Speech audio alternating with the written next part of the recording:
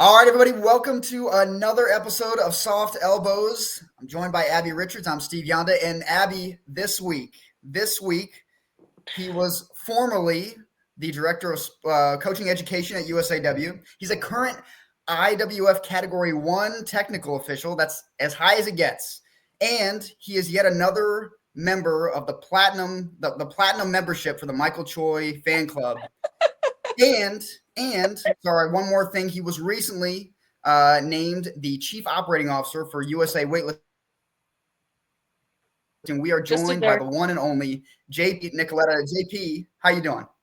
Very good, thank you, Steve. And forgive me if I sound. Forgive me if I sound. Oh, you're all under the weather. I don't know. I'm getting over something. I got sick last week, so if I sound. I feel that way every time I talk to Abby. It's all right, no worries. Abby, at least you're not in your car this week. It's true. Listen, we want to just for you. We decided this week we're both going to be in an actual room, not in a vehicle. Right. We have a ton of things to talk about this week, but I want to start with. I was surprised at the controversial nature of Michael Choi yesterday. I was talking to him at one of our local meets, the Rosedale Open, and I wrote this down. I was so taken aback. I wrote this down. For anyone who doesn't know, Michael Choi was recently named the chair of the USAW Board of Directors. And he said, it again, his words, not mine, his words. He said, "Of course they made me chair. JP couldn't afford to not make me chair. He knows he would be lost without me. I've been dragging that guy along for 10 years now." JP, would you like to comment on that striking statement from Michael Choi? The reign of terror begins, obviously. And that didn't take long. I figured at some point, let's just get the Choi thing out of the way quickly. You've known Michael for about 10 years now, is that right? Is it? I guess it's a little bit more. We both tested for national referee together. Okay. In 2014 at the American Open in DC. Okay.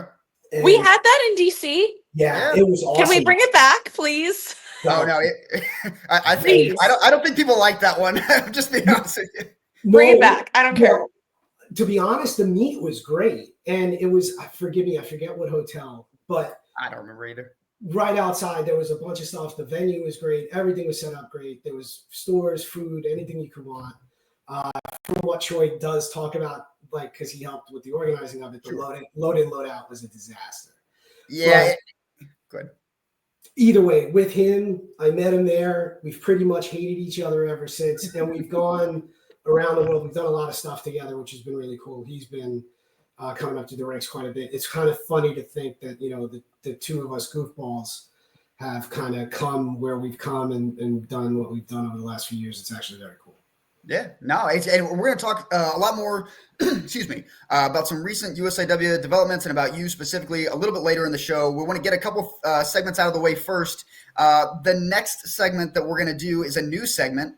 We're going to call this the Abby Barbell Update. Recently, Abby had, it was either an epiphany or a nervous breakdown. We're not really sure which one it was, but both is also an acceptable answer. And she did what I thought was an incredibly mature and incredibly smart thing, and something that most experienced weightlifters will not do because they're convinced that they just got to keep pushing volume and weight and whatever. But Abby was having, I don't want to put words in your mouth. Is it fair to say you're having a little bit of struggles, and so you just decided to take it back and just restart with just the barbell? Is that correct, Abby?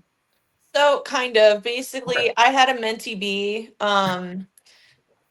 It's been building. It really has. I've been pretty open about not having a great time with training, like for the past, I don't know. It's felt like basically since WSO, I've kind of had a really crappy time with training, and like we're doing so much, and I started a new job, and I'm the kind of person that is really bad at being bad at things, right? Like I hate being bad at something or like not being really good at it right away, I guess is probably even the better term, or the better phrasing there is like, if I don't pick it up right away and like, I don't just like get it, like I struggle with that. And that's, I think more of a reflection on something that like I can be better as a person. But basically all of that to say, like, I'm not perfect at just about like every aspect of my life right now. Like, I'm new at work, I'm training, I'm like in the trenches, I'm just starting to talk to customers. Like,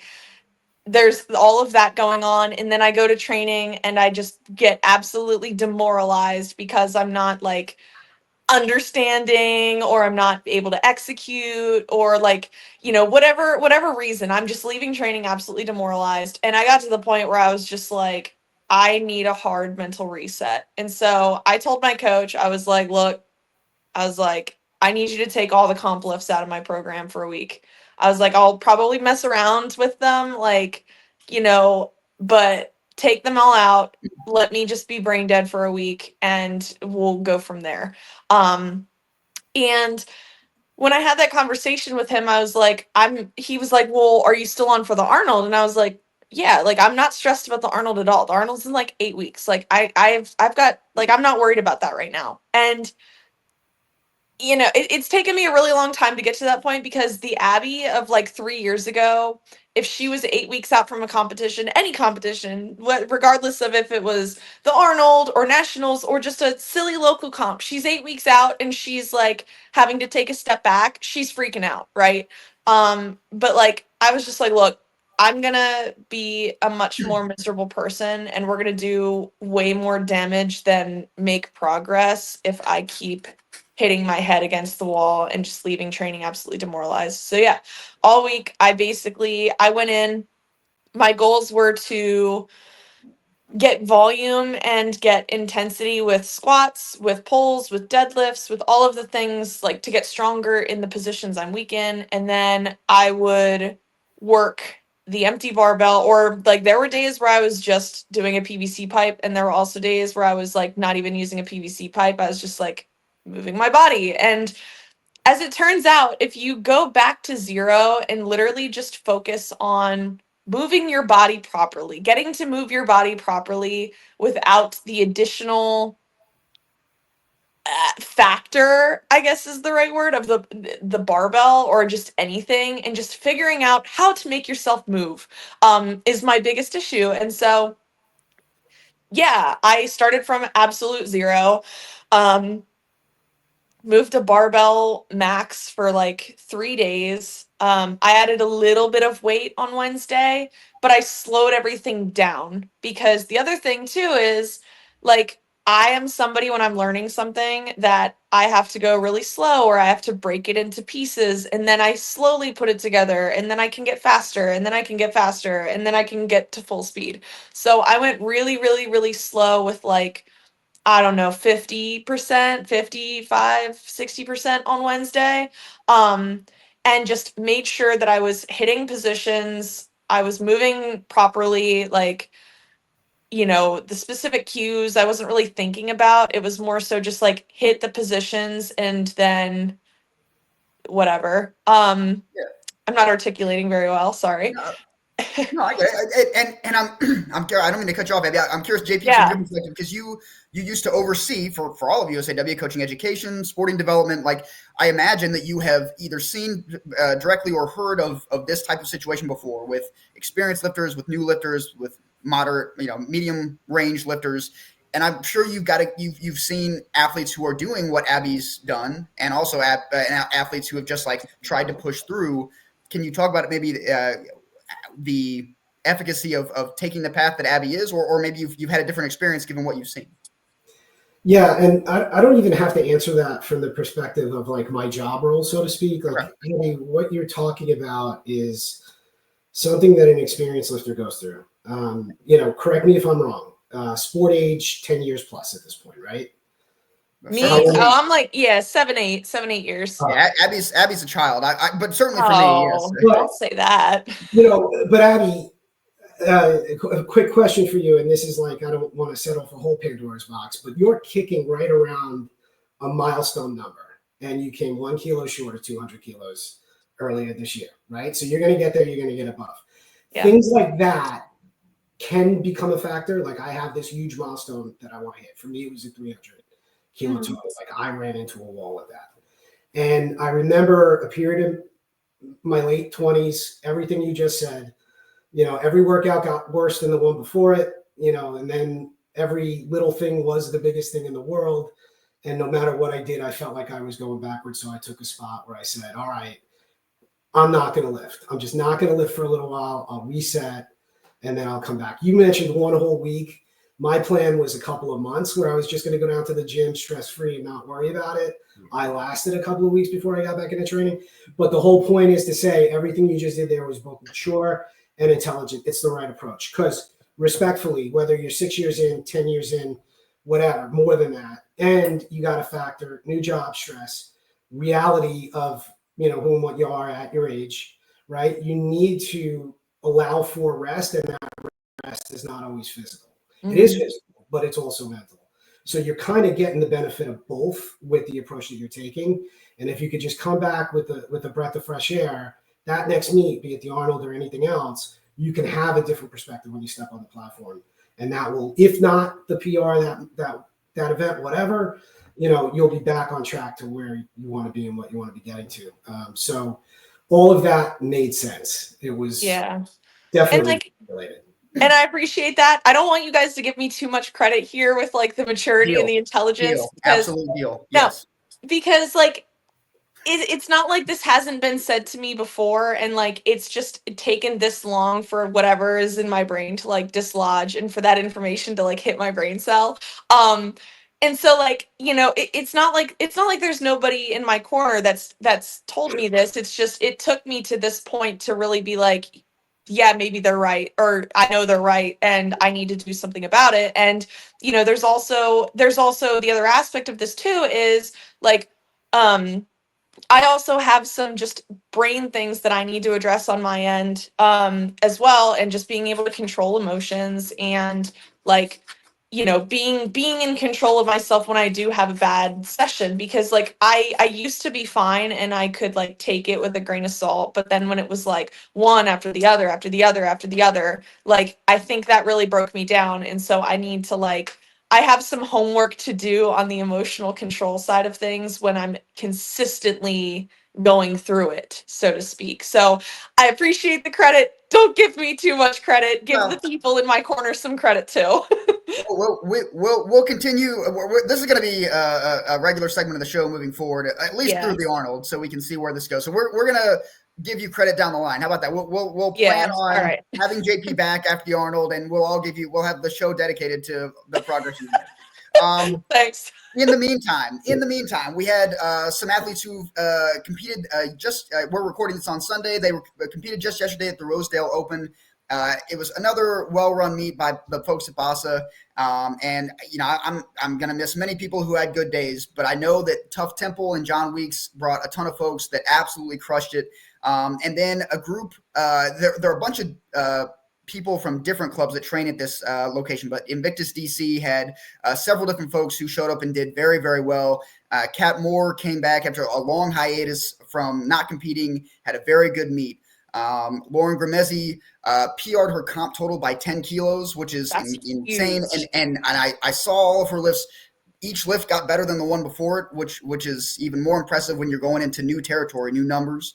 And Charisse Creel, after a setback performance at AO Finals, came out and went 6 for 6. Listen, I'm very proud of her.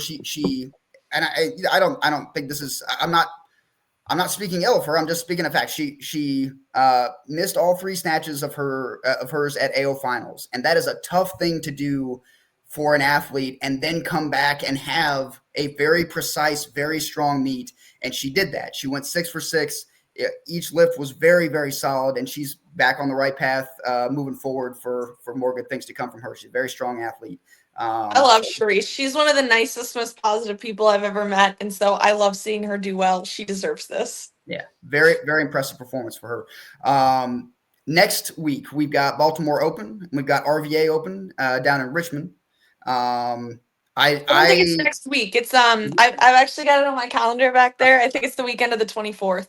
No, RVA is definitely next weekend. All right, then RVA is next weekend, and Baltimore Open is the week after. Either way, people are going to be there. They're going to do well. JP is predicting a lot of success for all of the lifters that are lifting at those meets, whenever they might be. But now I want to talk a little bit more about JP. He tried to low-key mention that in his late 20s, he flirted with a 300 kilo total. Would love to hear more about that. Where did you train? What club did you represent? How impressive were your lifts? Please tell us more. I was soundly mediocre. You can't flirt with a 300 kilo total and then try to convince us that you were soundly mediocre. Yeah, when you weigh 94, I mean, it's cool, it's cute, but it's nothing that's going to stop. It's never in danger of making a world team or anything. I started when I was 16. I've been doing this a while. You can laugh at. I laugh at how old I am now, but I got very lucky as a kid. I wound up growing up near Lost Battalion Hall, where there was a tremendous program in New York City for a long time. And I got introduced to Artie Drexler when I was a teenager. And Artie has, mentored me in more ways than weightlifting that you could possibly imagine. And the exposure that I had being in that gym as a kid was amazing. I didn't know it at the time. Like, I couldn't appreciate it when I was young. But I used to train, and I'd go down and call it training, whatever. But I would work out, and you had Antonio Krosnev down there, snatching 170, clean and jerking 200 kilos like every night. Yeah. And I remember one day, Artie, was a very mild guy, was just pacing up and down, and he's like beside himself. And I said, "What? What's going on?" He's like, "You have no idea what you're about to see, do you?" I'm like, "No." And he's like, "This lift that you're about to watch is probably one of the biggest lifts that's going to happen in the world right now." I'm like, "It's just a big dude, whatever." It was Krosnev. He did like 242.5.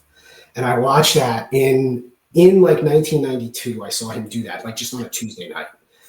And I swear to God, I did not see a lift that big live again until 2015. And I didn't know it. You know what I mean? So like, I kind of grew up around all this history, and I got to do a lot of stuff and just being involved in the team. The team was originally the Invictus Weightlifting Club. That was Artie's club. We changed it into Metropolitan Elite is what it became. We combined a couple of clubs in the New York City area, so it became Met Elite. Artie has since changed it and moved to a different location, but he's still around. I still go down to the gym. It's weightlifting.org now is actually the name of the team. But in any case, we had a lot of great lifters come through the years, and I always was in love with this stuff, no matter how good I was or wasn't. I think I competed about 100 times. I lifted nationals about 5 times, total twice at nationals. Didn't always go so well at nationals. Love the Arnold though. I always had a big day at the Arnold. I love it. Okay. But listen, so you've kind of run the gamut of the experience for. I know you said you were never in danger of making a world team, but like, we're talking about like the upper 1% of lifters in the country who are like in contention for a world team. Like, you competed at nationals multiple times. You were at the Arnold. You were training with clearly very high caliber lifters.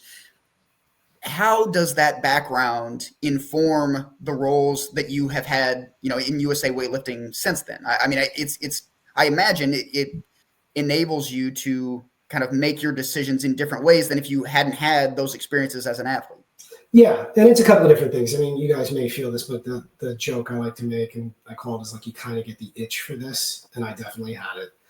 And the exposure I had to Artie, for sure, certainly was the most impactful thing for me. But getting to be around really good lifters, watching what they do, how they react. I also spent a year out in California training under Takano with the Van Nuys Club, and that team was great. That was Sean Waxman, Mark Canella, Emmy Vargas, Andy Tisch. I mean, there was a crew of really good lifters that were competing at that time, and being around them was a ton of experience, and getting access to like really good coaching when I was younger gave me a lot of perspective. And then as I got a little bit older, I stopped competing, I think, when I was like 29. And then I just went into helping locally, became a ref, coach, announcer, and then got involved in the coach education department and ultimately joined the staff in 2018. So like, this has been a huge part of my life. I've been lucky to turn an avocation, if you want to call it that, into a vocation. So having all these different experiences and observations over the years has just been really interesting and cool. And there's been a lot of change too, for sure. Yeah, and we're gonna talk about that in a little bit. You just casually mentioned that you were an announcer, which is like it's literally true, but like, just so we're clear for everyone, you have announced at, I believe, the Worlds at Houston, the Worlds at Anaheim, Ashgabat, and Pattaya. Did I get all those correct? Yeah. So like you have announced on some of the biggest stages in weightlifting and have seen, in person, like the lifts that people grow up like, oh, I remember seeing on video so-and-so making this lift. Like, you were probably there watching it live. That's got to be, one, an incredibly cool experience, but two, with all that experience, how do you feel about announcing for the DMV WSO championships next year? Oh my God, did Steve just fire me? But subtly, I fired you subtly. JP's got, world level experience. No? Okay. I do. I do anything. I'm going to a meet next weekend in Brooklyn, and I'm going to go do it. JP, count your days. I just now started a blood feud between the person on my right and the person on my left. That's great. We can do it together. You're talking about like live stream commentary or stadium announcing, like just the in-venue announcing? You can do play-by-play or color commentary, whatever you prefer. We will set up 2 microphones. You and Abby can go at it at the same time. I don't care. It's fine. You can take it. Don't worry. Well, let's get to your current role. You were just named Chief Operating Officer, and listen, the press release when those things come out are, again, factually accurate, but I feel like they kind of like don't tell the full story. So like, it said that you are now overseeing membership and coaching development and events and sponsorship and compliance, and all of those things I'm sure are true. But can you help folks understand, like, what exactly, what does it mean to do the role that you now have for USAW? Multiple things on any given day. Like, you could look up and be like, all right, didn't know I was going to be handling that today. But like, if you think about what we're responsible for as USAW, one of the things I'll say, a lot of people don't realize that we're like 12, 13 people, and we have multiple things that we're responsible for. Originally, when I came in, it was specifically coach education, coach development. I was working on that. Anna Swisher and I came in at the same time to handle that department. Then over the years, I picked up membership services, which is our customer service, our platform. Don't start on Sport 80, I know, but handling that, and then a lot of the issues that we have to deal with within the the WSOs and committees. So that by itself is a big piece of what we do, and that is, with the exception of events, our 2 primary drivers of revenue, obviously membership and coach education. And then Pedro has handled events for, I think, going back to 2016. But when we had some additional changes right after the Olympics, which happens with a lot of NGBs, you get some staff turnover and change. It's fairly normal. The core of this team has been together for a while, but we did lose Lorraine earlier in the year. She was in high performance. She moved over to the USOBC. We had a change in membership. Andrea Andrews, our director of finance and compliance, left. So it was an opportunity to restack or reorg, if you will. And what the goal there was is to take, all right, here are the inside domestic basic pieces, our finance area, which I have a dotted line with, but our finance area, our compliance, membership services, events, and CD, and say, all right, let's get a layer in there with some institutional knowledge and some business background that, like, I could have my hands in it. And with these areas in particular, I've always kind of been involved in certain pieces and working with Pedro directly on certain things. And, so now this reorg just makes a lot of sense, because with Matt, our CEO, obviously trying to focus on fundraising and other international relations and other larger items that have to be dealt with, having me in the seat, I think, can offload some of the direct responsibility he had, along with allowing me to do or recognize that I've been doing a lot of the things that I have been doing. I'm trying to think of an analogy that would help, like, people kind of like contextualize the whole picture of what you do. Is the role you have with USAW, would that be similar to like an athletic director at a university in terms of like kind of broadly overseeing all components, to include like the actual competing on the field, but to include all of the other things as well? Is that accurate, or am I off base there? A little bit, not fully, in terms of like, I do view it more as a business role. Okay. AD is a business element, I would think, but the reality is, when you're talking about all these different pieces, again, I just go back to our size. Like, I'm answering customer service emails. Like, I'm happy to do that. Like, yeah, you are. like if you email us and somebody's off on a given day, or like if the email just comes to me, I just happen to believe that if something comes to you, it's your responsibility. So like I'll unlock your profile in bars, or I'll make sure a date is fixed. Like Okay. On that, and then on other ends, we're dealing with case issues that we might have to be in front of a hearing about, or any other numerous things that you can't make up sometimes that we have to deal with. So like right now, working through, and we could probably talk a bit about like the bodyweight category changes and the system changes and qualifying for it. Like we're having some pretty significant conversations about what we're going to do on that stuff, and I'm involved in that too. So there's a lot of fun elements to this. There's a lot of stuff where it's like I don't quite know what I should be doing next, but all right, let's just keep rolling. I mean, you mentioned the bodyweight change. We can discuss that now. To what degree were you guys at the top level of the sport domestically? To what degree were you guys caught off guard by that? Or, I mean, did you have advance notice? Because you're now having to field questions from however many lifters are flooding you guys with questions, and you're playing catch up. I imagine maybe not quite the same way that the rest of us are, but you're also you are to a degree playing catch up as well. Is that correct? Yeah, I forgot what day exactly it was that we got. So let me put it this way first. We knew that this was in play. We absolutely knew that the IWF was discussing bodyweight category changes. We knew that it was likely, given the undefined but kind of open conversations that have been happening with LA 28, like there were probably going to be a different set of bodyweight categories for LA 28. The 10 was largely believed to be too many, particularly on the lower end of that bodyweight spectrum. So we weren't surprised at all that the changes were coming. We were shocked that they happened at this Congress in Bahrain. Okay. And when the news came out, like literally, I think the day before I flew to Tucson for the NAOF, and in fact, I saw Brian Leung connecting in Atlanta, and he's like, "Hey man, what's going on?" And I think the first sentence out of my mouth to him was, "I needed this bodyweight category change news like a hole in the head." Because like we were literally on our way to go set up and work the NAOF. Pedro was already in Tucson. Mike Gatone, our senior director of high performance, he was in Bahrain.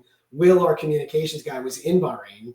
And Matt wound up getting sick. He was supposed to go to Bahrain, then Tucson, and he was just trying to function, like getting through a flu. Right. So we were all over everywhere, and we were trying to say, all right, well, what are we going to do here now that we know that these categories are changed? Because it leaked out of that meeting, that IWF meeting, like on contact.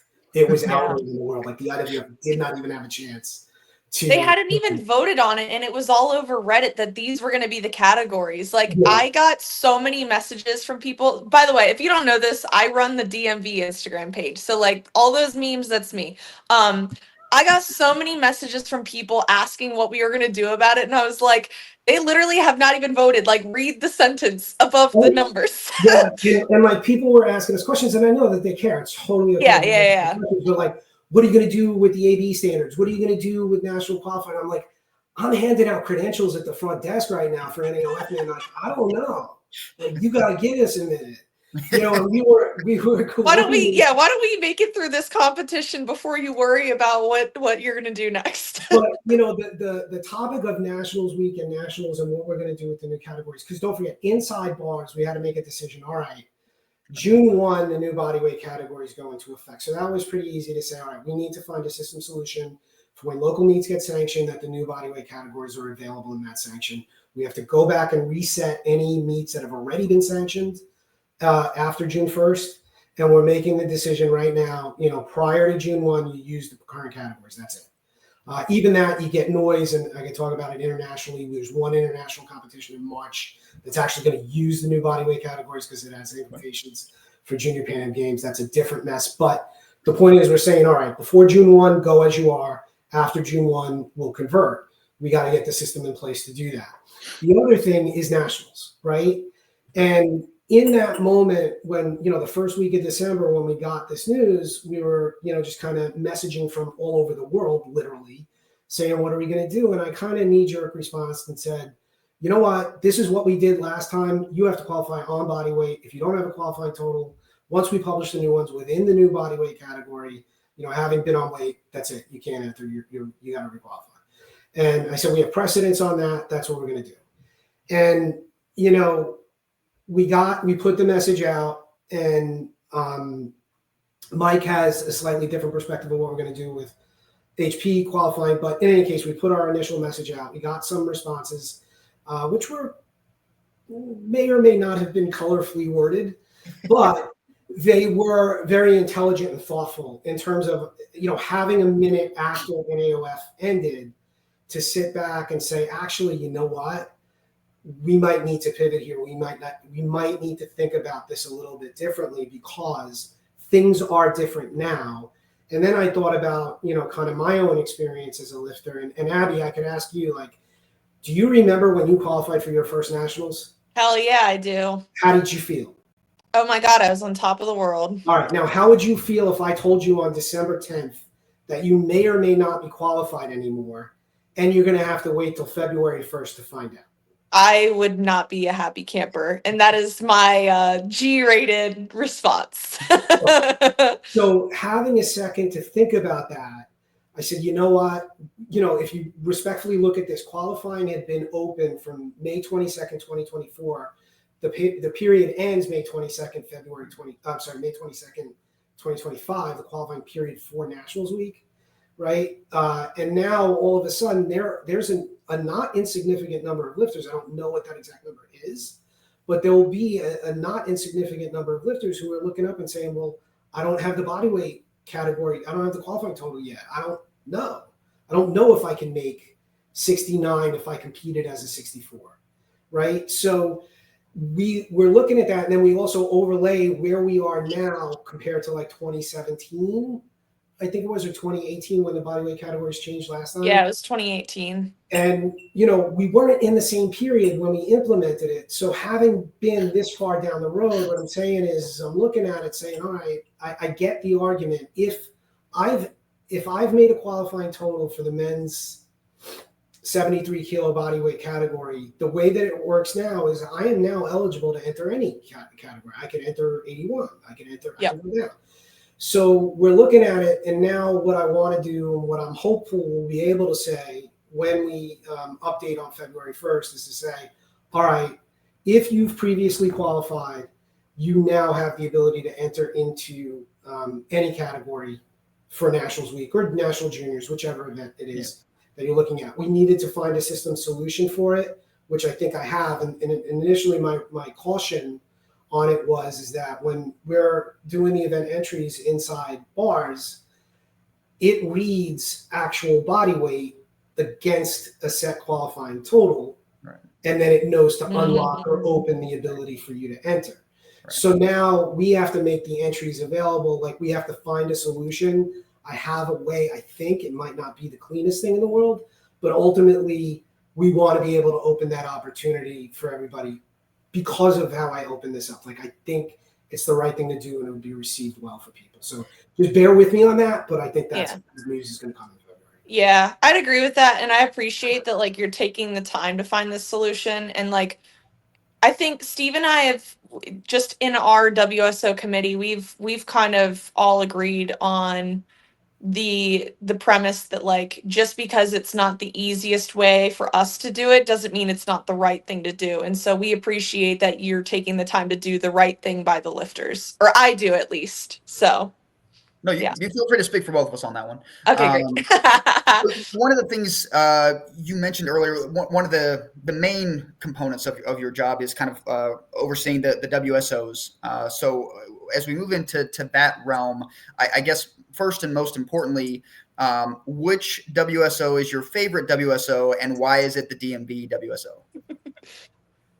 Damn. No? Okay. All right. Well, it's okay, Steve. We can just tell ourselves that before we go to bed at night. All right, fine. Well, you guys are. See it in his eyes. His eyes said that. I just need to see my eyes dying inside. Yeah. No. Okay. You guys are very well organized. It is a great WSO, respectfully. Thank you. I am, I guess, officially back to New York Metropolitan because of my club affiliation and my physical address now. So I'm part of the New York WSO, which I. All right. We definitely have the best Instagram page, so. No one can take that away from me. There's definitely humor there. On a more serious note, so I'm curious in your thoughts. Say the transition from LWCs to WSOs occurred a couple of years ago, and I'm just curious from your kind of macro perspective how that transition has gone, and kind of how you would like to see it continue to develop moving forward. In a word, choppy. Okay. The logic behind it, which did make sense and is understandable, is in the LWC structure that we moved away from, there were something like 52 LWCs, if I remember that correctly. I forget if it was 46 or 52. In any case, that was a lot of separate committees and a lot of different things were going on. Like in New York, for example, we had 2 WSOs.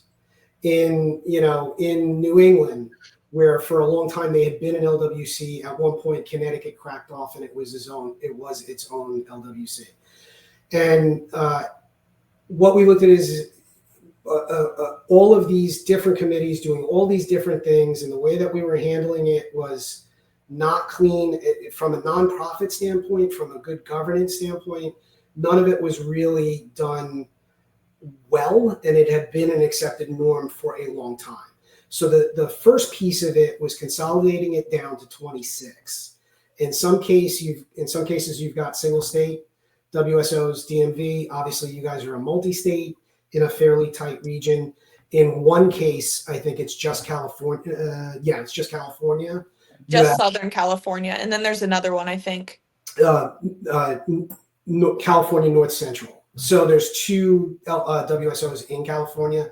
That's the only state right now with the split. And then there were some territorial issues with a few others, but ultimately we got to a decent set. But what I would ultimately say is the rollout of it was cobbled together. I think there was a lot of confusion, a lot of noise. There was a lot of political nonsense that went on with it at the time, because it does require a bylaw change, which is subject to an all-member vote. And if you remember at the time, that vote was presented the same time a very noisy and unclean issue with Masters was going on. One of the measures passed, that being the WSO structure change. The Masters measure did not pass at that time. But then we started rolling out, the way it was done was really tough, like gerrymandering the country to see if we can get 9 representatives with geographic spread. Like, I had to cut back and change that. I mean, there's all kinds of things from the 9 representatives and where they're from. Can we have multiple on different teams? Do we have to have representation from each state? Do we make sure that the DMV WSO is not made up of 9 people from Washington, D.C.?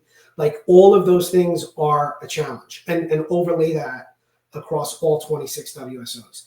Beyond that, the guidance for you guys is very difficult. There's cultural issues in certain regions. There's history of how different areas did things.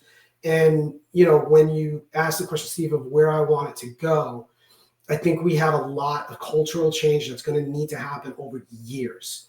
One of those being specifically the naming, I even think was a mistake in terms of local weightlifting committees is accurate. These are committees of USA Weightlifting. We went with the term WSO, Weightlifting State Organization, and that's fine. But at the end of the day, they are still committees. They are not separate organizations. Right. Some NGBs do have that. I want to be clear. Some NGBs have structures where they have third-party nonprofits that are affiliated organizations that are operating independently on their own. But even there, in the LWC days, we had noise, where some LWCs were very campy. They just operated, somebody was president, they handled things, whatever. Some actually had a physical not-for-profit entity set up. We asked them to divest those, return the money that they were holding to the office. We're supposed to be governing and administrating all things because you are committees.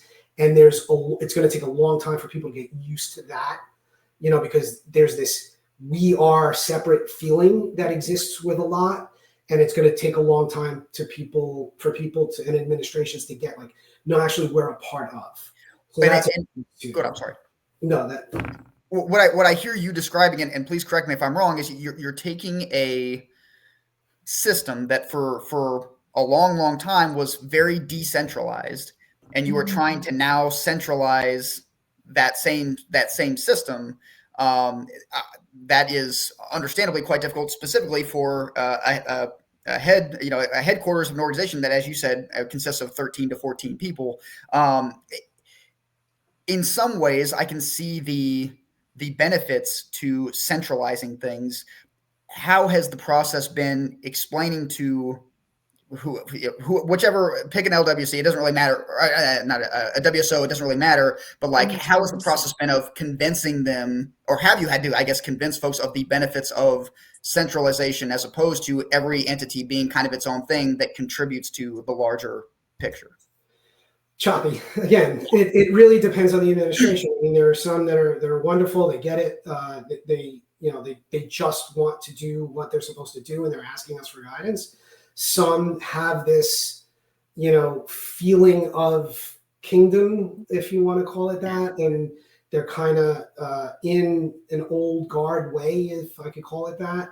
And some are somewhere in between, where they're working with us, but there's at times it feels adversarial, which I really do hate. Like, I don't like that part of it, because at the end of the day, we are all in this together, and it really the thing I hate the most inside, working in this ecosystem is when I see the combative nature of it, because we all do love this stuff, but sometimes that gets lost inside these, like, not kingdoms, but like in these different factions, and it depends on WSO to WSO. It really does. Like, and that's part of what's difficult here. I can't tell you guys that this is exactly how it needs to be done because this is how Ohio or New York is doing it, because you'll give me 5 reasons why that doesn't, whatever it may be.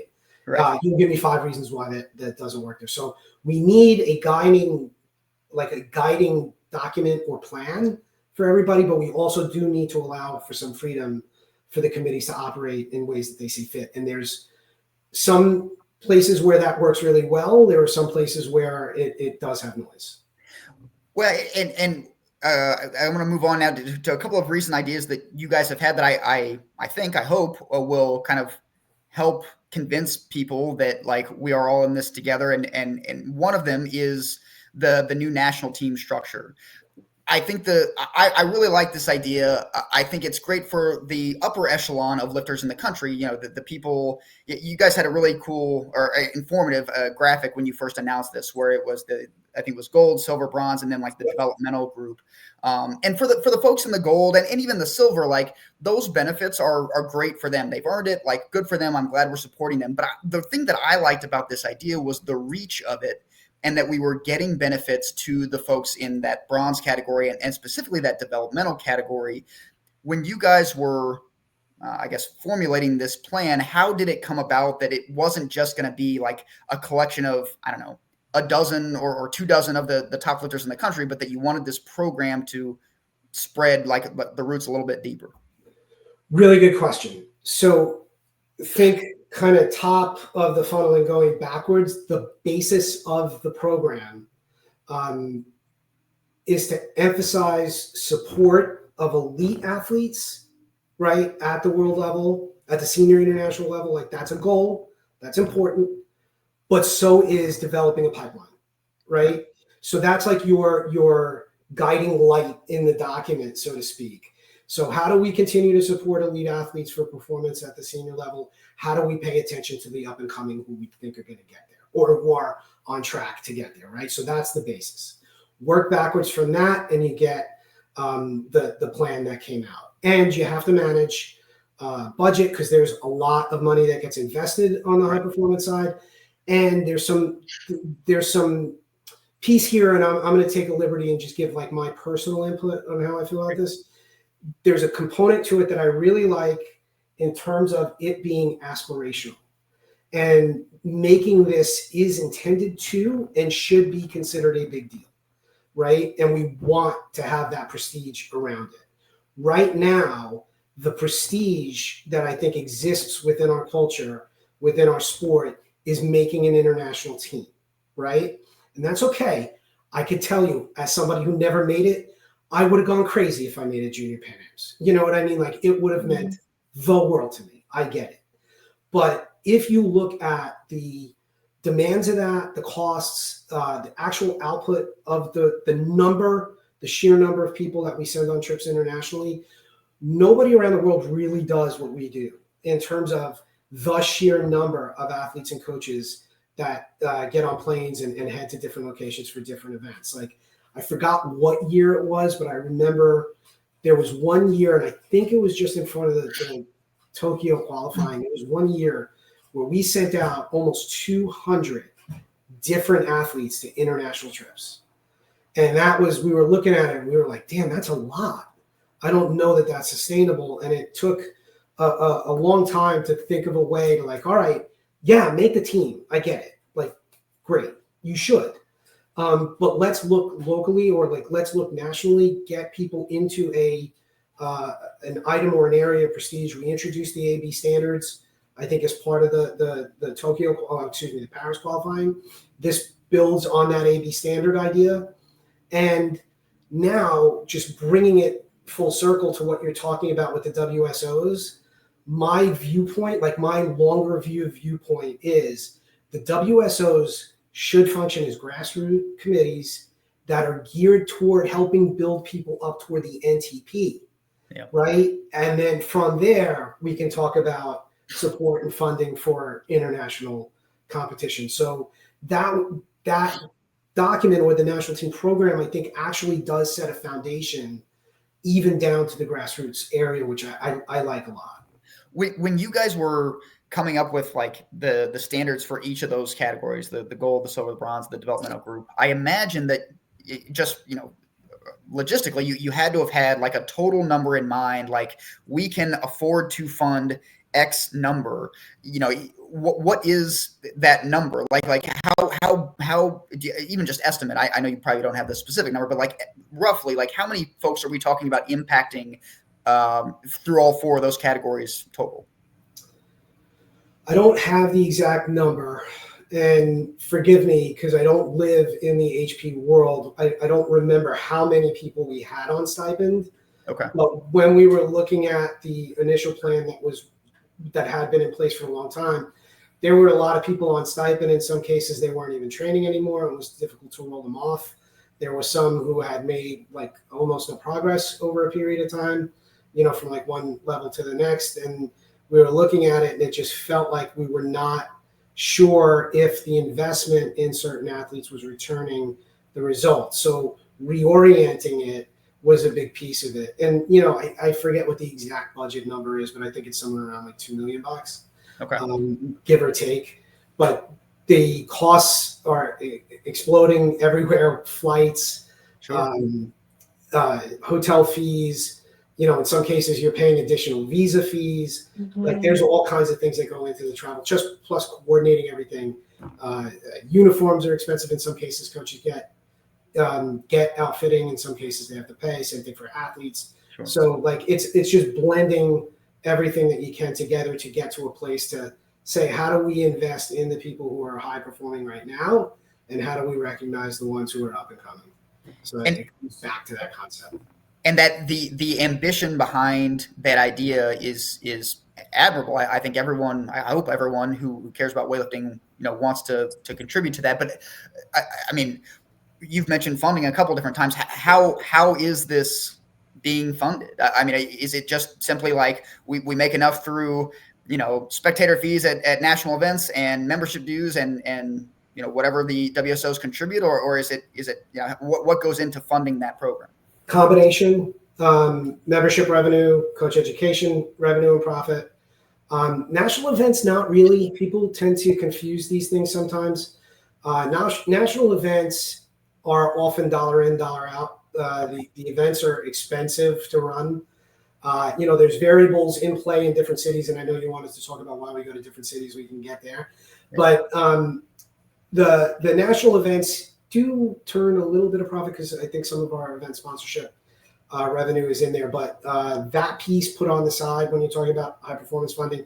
And then the third piece would be USOPC funding and grants. Now, not all of it goes to high performance, but we were very fortunate coming out of the Paris quad, where we had a great games by all. Yeah, absolutely. every way to describe it. The USOPC actually upped their investment in USA weightlifting. Nice. Several sports got cut, and I think we were up. It was like 460 grand to like 570. They moved us to, and that's coming off a period where I forget what year. I think it might have been 2016 or 2017, where at one point the USOPC gave us nothing.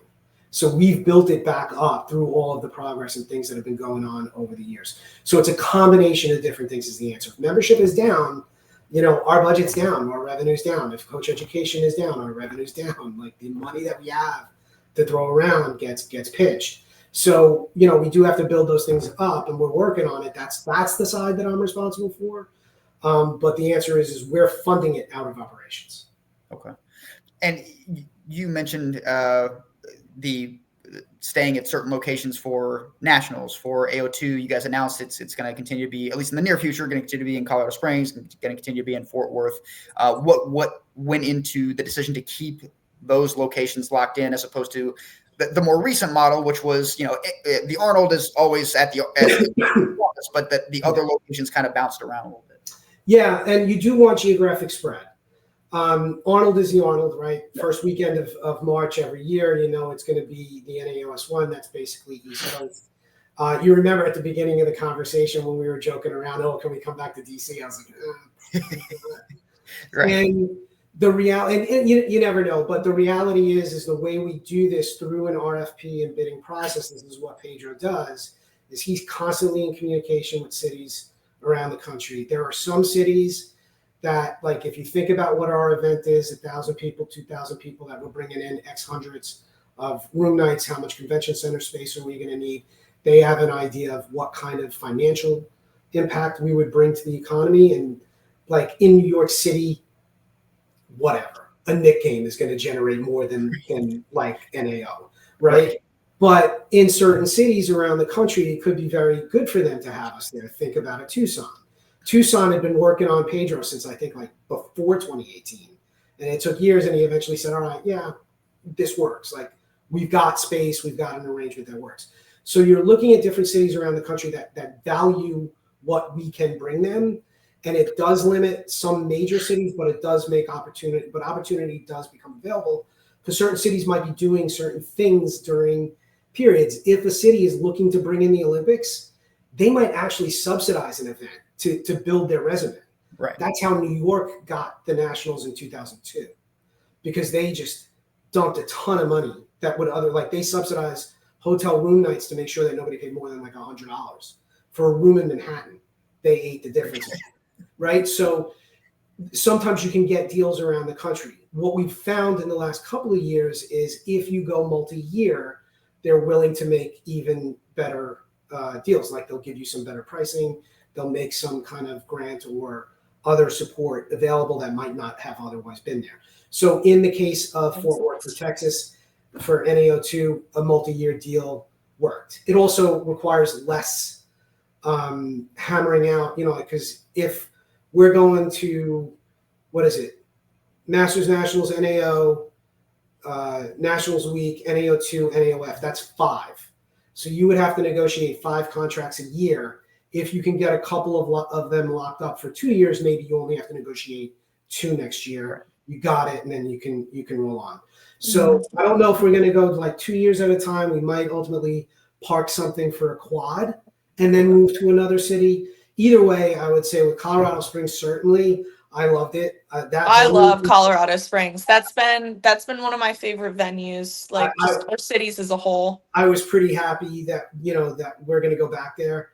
Fort Worth, I really did like. The crickets falling out of the rafters, I probably could have done without, but I did think it was a good venue. People love those cowboy hats. This is my request. At some point, I'm sure we will move on from Fort Worth, and that's fine. All good things must come to an end. I don't care where you guys move AO2 in the future. The cowboy hat thing has to be a staple of AO2. I don't care if you're in Minneapolis, Vancouver, I don't care. Cowboy hats are staying. The themed 6 for 6 giveaways, amazing idea. Whoever did that, brilliant. Love it. Loved it. It was kind of dumb luck. they were like, hey, we have these hats. Do you want them? We were like, yeah. Yeah. And then Pedro was like, give them out for the 6 for 6. And they started getting handed out, and it just snowballed. People loved it. Amazing. And then we were Yes. like, can we do this everywhere? I'm like, what are we going to do in Tucson? Give people beef jerky? Like, what are we going to do? Mini cactus succulents. Cactus, Hello. Cactus is the obvious one, yes. But like that one just happened organically, and it was very cool. That is It cool. seems two things, JP, that you seem to really enjoy. One is drama, and two is ideas. So I'm going to give you a little of both here. The other idea that I really like that you guys have initiated is the club league.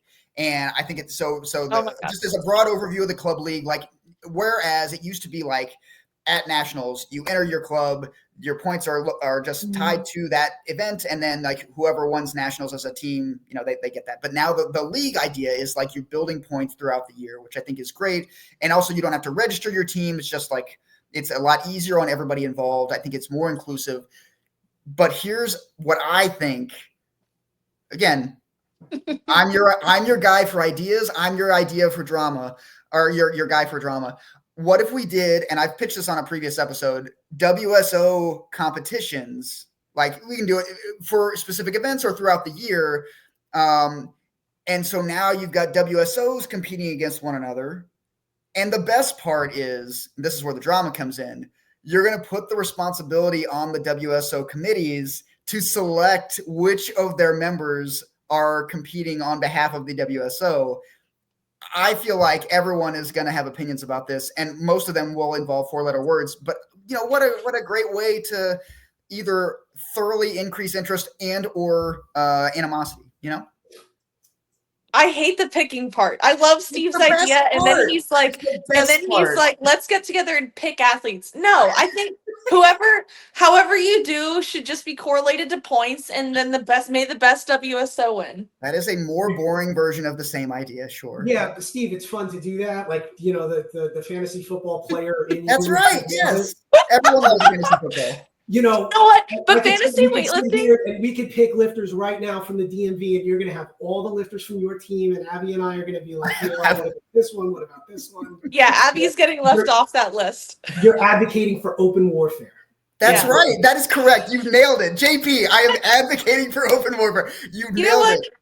You know what could be a really cool fundraising idea though, JP, is actual like fantasy weightlifting. Like let's get some gambling going. All right. It's legal in some states. So by the way, we did do like a little bit, I don't know if people remember it. We did do like a fantasy thing for the Olympics.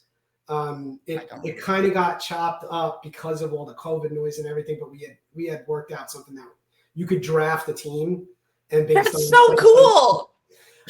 So we did try that. We had a platform for it. I don't remember if it actually did go through, but we had it worked out. Okay. In any case, I did hear that people were betting on the Olympics, like through online sports. Sure. Like they were making dude, it's a whole thing. We're betting USA. We're not. All right.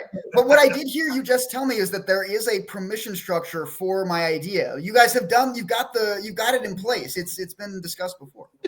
So without openly evading your question, I'll go back to the club league concept, because like what I do and how I influence and how I have conversations, like credit must be given where credit is due. Like this was sort of Pedro's this was Pedro's thought process in unpacking it for a couple of reasons. And like my involvement here is that I've been annoying him for years in terms of saying, like, Pedro, I really hate the team registration. Because at the end of the day, it's not giving that medal or that trophy to the team that wins. It's giving it to the team that wins that was also willing to pay, which is what you kind of alluded to. Like in terms of club membership benefit, the additional fee for registration into teams, like I never liked it. And it's a manual off-system process. Mm-hmm. And Pedro agreed, but it was just part of what he needed to do. And then when we rolled out the new competition software, the platform that we're using at national events, the Canadian system that we're using now that works, I think he was able to dedicate some time thinking about the team piece. And this is what he came up with. And Steve, I think you hit a lot of the high points. One, this is an area, yeah, everybody always talks about USAW charging us more, or where, they want money, they're doing this, they're doing that. This is one where we did make a small fee go away, which I think is good. And I agree, it includes everybody. If you're there with the club, 3 people, 5 people, 50 people, you can get ranking toward this. Some of the administration of this is going to take a little bit of time to like get clean and do efficiently. But I think overall, it really is a good concept. And the other piece, just to add on, like I think you guys might have experienced this, is, team awards, best lifter awards, everything. Those get done on Sunday after the meet is over, while we're breaking everything down, when almost nobody is there, right? Like maybe not. Like somebody from your club will be there to take your trophy. So we have to ship them back, hope it doesn't get broke, and then remember to send them out to you. And then beyond that, it's kind of a bummer, man. Like, we're breaking down the platform and we're trying to get you on stage to take pictures while we're pulling up carpet. It's like, that's not, it's a little anticlimactic. So the piece of that Pedro put in is, all right, we'll go through 2025, and then we'll do an award ceremony, trophies for the top 3 teams at the NAOS one, where more likely than not, most of the clubs that get the awards will actually. Yeah, and I love that idea. Yeah, you're referring to NAOS one of the following year. So like so 2026 at the NAOS one, we'll do an award ceremony for the club league. That could be cool for the sport too, because there's so many people there that don't do weightlifting. Like, imagine getting that on the Rogue stage, like in front of that entire crowd. Like, someone's gonna be like, "Ooh, what's that?" Like, you're gonna get members from that, I think. The Rogue stage. Yeah. Why not the Rogue stage? Walking through there is a disaster. Getting everything coordinated. You're gonna be herding cats inside a cat farm. All right. Well, I'm creative, not practical. JP, we didn't say these were good ideas. We said that we were going to give you ideas. It's your job to make them good ideas. We can't do it all for you, JP, we're gonna wrap them now. We try to keep these shows to around an hour. Thank you so much for being a part of the show. Any final thoughts? Any final questions, comments, concerns, mutinous intentions? Thank you for what you're doing. This is cool. I appreciate the opportunity. And I think the thing that is most important is that, like, we do all love this stuff. So just remember, if somebody is upset about something, we get it. We do know. And we are trying to do the best we can to make sure, the experience is good for everybody. And just keep training. Good luck. Hope to see you at a meet. JP, are you going to be announcing the live stream at the Arnold again? I think so. Yeah. All right. Well, please make sure to point out my elbow when you do. Okay. Wait, I don't know if you're allowed to agree to this on the spot, but both Abby and I will be at the Arnold. Can we, for just a brief period, join you on the live stream? Probably. Yeah. All right. Yeah. For a third mic. Yeah. JP, we will see you in Columbus. For everybody else, we'll be back in a couple of weeks. Thank you so much. Have a great day.